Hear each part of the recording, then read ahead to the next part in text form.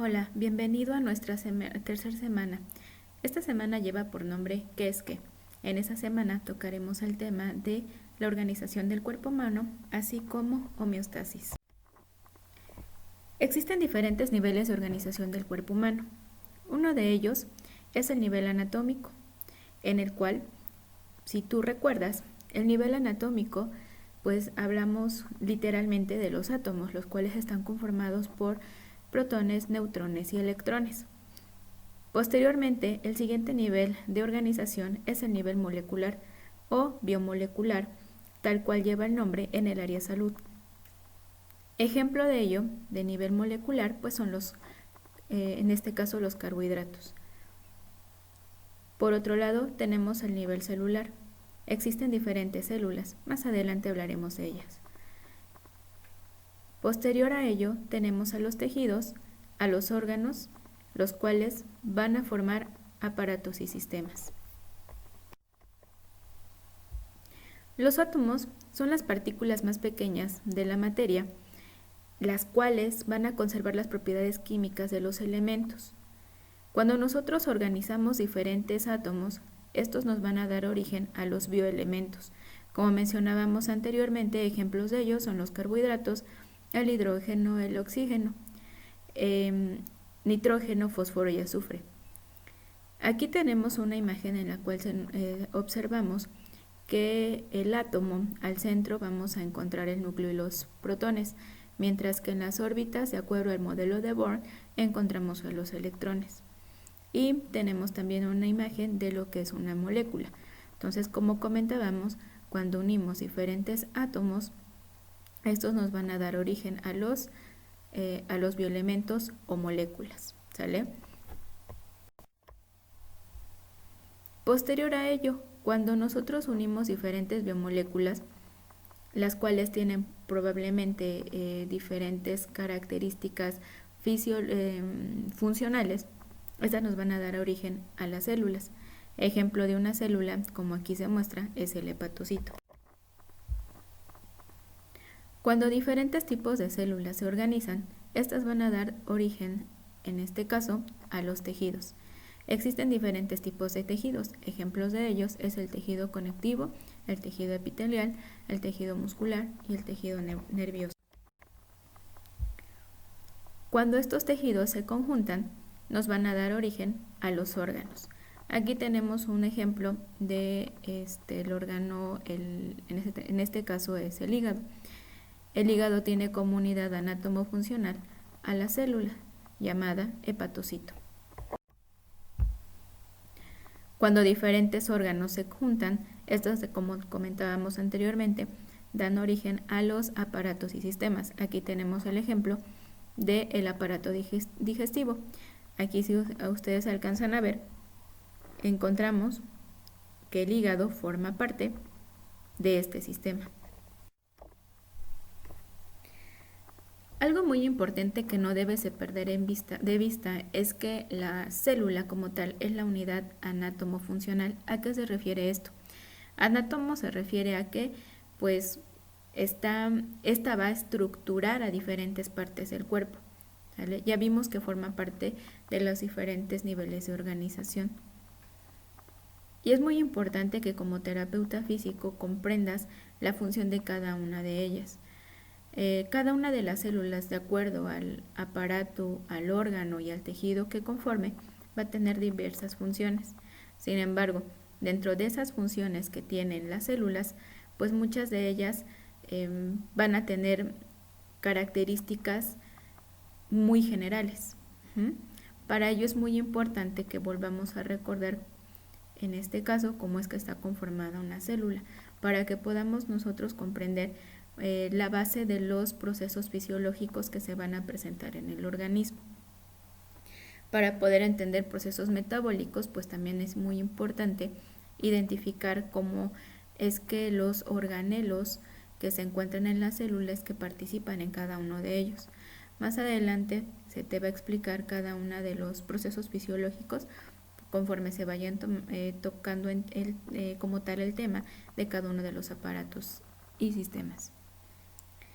Entonces, la célula está conformada por diferentes organelos. Uno de estos organelos es la membrana plasmática.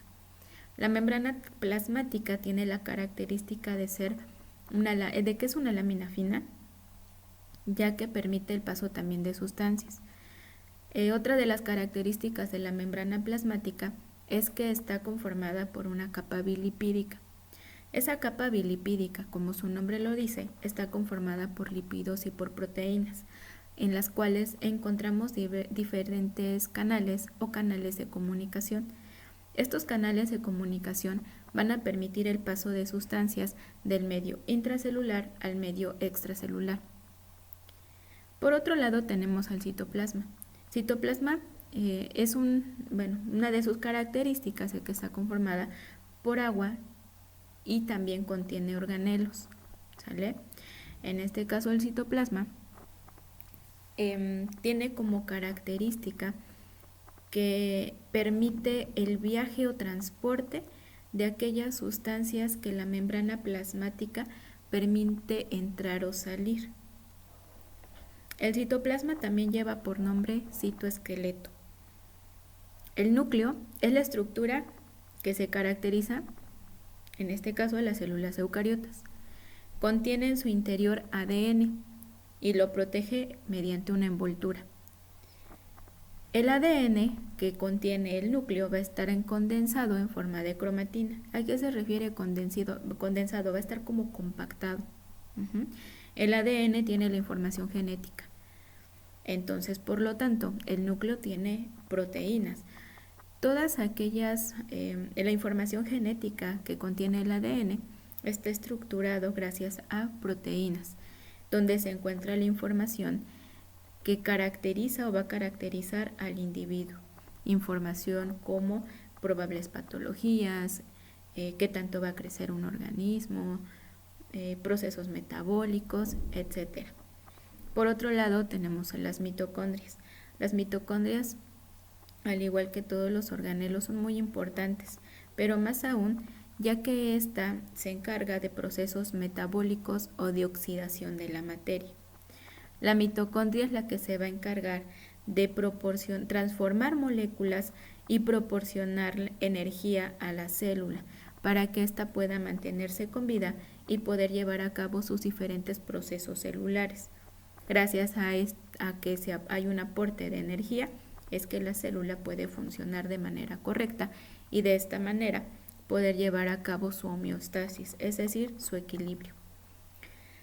Tenemos también al aparato de Golgi. Este está formado por sacos o vesículas que provienen del retículo endoplasmático. El aparato de Golgi transforma sustancias producidas en el retículo endoplásmico y se generan vesículas para formar otros organelos o que servirán como sistema de expulsión, partiendo de que la célula tiene esa membrana plasmática la cual le permite el intercambio de sustancias. Entonces el aparato de Golgi es el encargado pues de producir diferentes sustancias, específicamente la mayoría de ellas son proteínas, las que pueden estar viajando a través de la célula, ya sea del interior al exterior o del exterior al interior. También tenemos a los lisosomas. ¿Qué son los lisosomas? Pues son órganos u organelos llenos de enzimas digestivas que realizan su digestión celular. Fíjense que si comparamos en este caso la función de las células con el organismo, pues tenemos que la célula, para que pueda llevar a cabo sus procesos metabólicos o de nutrición al interior, pues va a requerir de enzimas. ¿Qué son las enzimas? Las enzimas son proteínas, las cuales se encargan de degradar o de destruir moléculas grandes, hacerlas pequeñas y que éstas puedan viajar del espacio intracelular al espacio extracelular. Los centriolos están formados por microtúbulos que intervienen en la formación del uso acromático y citoesqueleto. Esos microtúbulos están conformados por proteínas y son importantes, insisto, recalco en este caso, para la movilización de moléculas del interior al exterior. El retículo endoplásmico está formado por sacos, túbulos y vesículas. Su función va a consistir en sintetizar, almacenar y transportar sustancias. Si ustedes se dan cuenta, de acuerdo a lo que les acabo de mencionar, pues podemos caer en que la célula como tal va a estar comunicada. La célula no es única. ¿Se imaginan cuántos millones de células tenemos en nuestro organismo? Son muchísimas. El organismo no está, las células como tal no están solas, sino que éstas se van a conjuntar y gracias a que hay paso de moléculas, gracias a que esta célula puede tener comunicación de su interior al interior, es que se pueden llevar a cabo muchos procesos fisiológicos. Posteriormente hablaremos de la respiración celular, hablaremos del proceso de contracción celular, de la formación de energía, en este caso en forma de ATP o adenintrifosfato. Me interesa en esta ocasión que ustedes comprendan un poquito que estos términos, empiecen a familiarizar con términos los cuales van a empezar a utilizar en su formación profesional. Entonces recuerden, la célula no es única, la célula se comunica y pues todos los organelos que contiene la célula pues van a tener una función específica para todos sus procesos metabólicos y de respiración. Algo muy importante es hablar de la nutrición celular. Todas las células del organismo captan nutrientes del entorno. Estos nutrientes son transformados en el citoplasma de las células mediante el conjunto de reacciones químicas que constituyen el metabolismo. Todos los nutrientes que entran a la célula van a llegar a ella por medio del torrente sanguíneo. Estos pues van a ser transportados hacia el interior. La membrana de la célula va a permitir el paso de estos nutrientes o biomoléculas, van a ser transportados mediante el citoplasma, van a llegar a la mitocondria y pues la mitocondria es la que se va a encargar pues de poder llevar a cabo pues su proceso de metabolismo. ¿Sale? Mediante el metabolismo es que se va a generar el ATP o adenintrifosfato para que de esta manera nuestra célula tenga la energía suficiente para poder llevar a cabo sus funciones de acuerdo al órgano que éste esté formando. Al interior de la célula se van a llevar procesos de metabolismo, como comentábamos. Uno de ellos es, en este caso, el anabolismo y el otro es el catabolismo. El anabolismo o aquellas funciones anabólicas se refiere al transformar moléculas muy complejas. Es decir, la célula se va a encargar de tomar aquellas biomoléculas o moléculas pequeñas y las va a hacer o convertir en moléculas más grandes. Ese es el anabolismo. Mientras que el catabolismo se va a encargar de degradar, es decir, va a tomar a las biomoléculas o moléculas grandes y las va a transformar en moléculas más pequeñas para que de esta manera la mitocondria, que es la que se encarga de los procesos metabólicos y de respiración, pueda tener la suficiente materia prima para poder llevar a cabo sus procesos. Gracias a estos procesos es que la célula se mantiene con vida.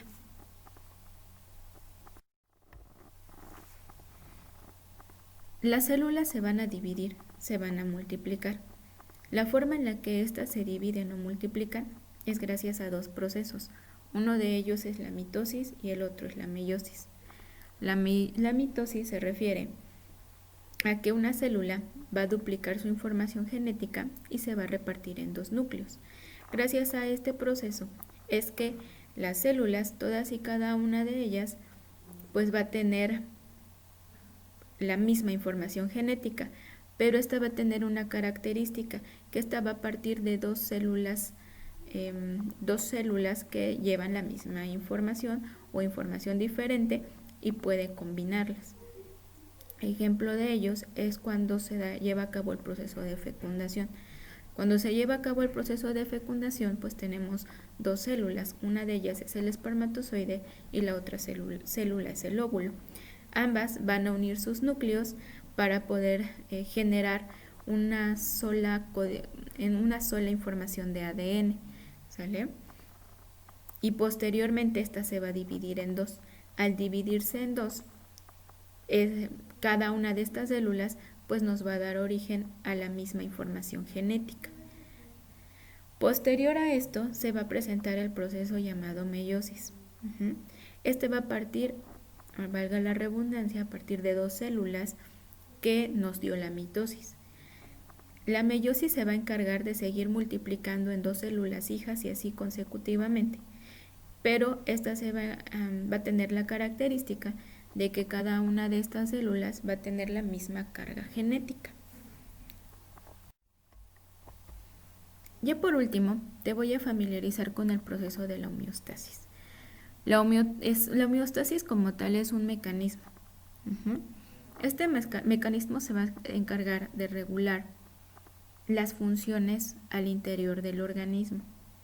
El ser humano no es único, el ser humano es un ser social y que también está en relación con el ambiente, incluyendo el clima, incluyendo los demás individuos, incluyendo agentes externos. Entonces la homeostasis es lo que le va a permitir al organismo a regular o llegar a una autorregulación o autocontrol del mismo. Gracias a la homeostasis es que todos estamos con vida. Cuando nosotros o el organismo pierde su homeostasis, pues por lo tanto se va a manifestar en forma de enfermedad. Ahora debemos hacer mención de que la enfermedad no tanto se refiere a la pérdida de la función de una célula, sino que también va en relación de las alteraciones hasta cognitivas o emocionales. Por eso es muy importante partir de que la homeostasis la caracteriza o se caracteriza por un sistema, puede ser abierto o cerrado. En ocasiones, un ejemplo de que hay una alteración en un sistema cerrado es cuando el individuo trae cierta carga genética al interior de sus células, o de ahí por ahí antecedentes heredofamiliares de cáncer, por ejemplo, y que en este sentido las células empiezan a multiplicarse, pero no con las características lo más fisiológicamente normal, sino que producen células que son cancerígenas y ya ahí nos da una patología. Un ejemplo de un sistema abierto se refiere a, pues cuando, no sé, por ejemplo, nos mojamos y ese cambio de temperatura o brusco de temperatura hace que a lo mejor en el momento el organismo no logre equilibrar o mantener esa temperatura. Al perderse, pues somos susceptibles en este caso a que virus o parásitos lleguen generando patologías. Aquí les pongo un ejemplo de la homeostasis, hablando en este caso de la función de la producción ósea y hablando específicamente de la función renal. Me gusta mucho esta imagen ya que aquí nos presenta que esto es como un ciclo y efectivamente el organismo no es hablando de las células, el hepatocito no trabaja solo, ni las neuronas trabajan solas, ni las células renales trabajan solas, todas van a trabajar en conjunto. Al mismo tiempo, estas van a relacionar sus funciones para con los órganos y estos a su vez con los diferentes aparatos y sistemas. Y es más, los mismos aparatos y sistemas van a mantener funciones en conjunto. Aquí, por ejemplo, la calcitonina, que es una hormona que se encarga de la producción del hueso, pues esta necesitamos que pues primero sea absorbida ¿por quién? Por el intestino, gracias a nuestros procesos metabólicos. También el riñón necesita de la calcitonina porque va a enviar estímulos directamente hacia la tiroides o a la paratiroides, las cuales se van a encargar de producir otras hormonas, en este caso la hormona estimulante de la paratiroides, la cual a su vez va a llevar señales para que se siga sigamos absorbiendo en este caso este calcio, lo cual va a ser importante para los huesos, pero al mismo tiempo para la función de la tiroides. Entonces esto es un ciclo: alimentación, producción de hormonas y al mismo tiempo dirigir esos nutrimentos a donde se requieren. Entonces es muy importante que ustedes no pierdan de vista esto. El organismo no trabaja solo, el organismo trabaja en conjunto, y gracias a este trabajo en conjunto y al buen trabajo se mantiene la homeostasis. Y cuando este equilibrio se pierde, entonces ¿qué va a pasar? Nos va a dar origen a la enfermedad. Nos vemos posteriormente en nuestra sesión semanal. Cualquier pregunta o duda, estoy para servirte.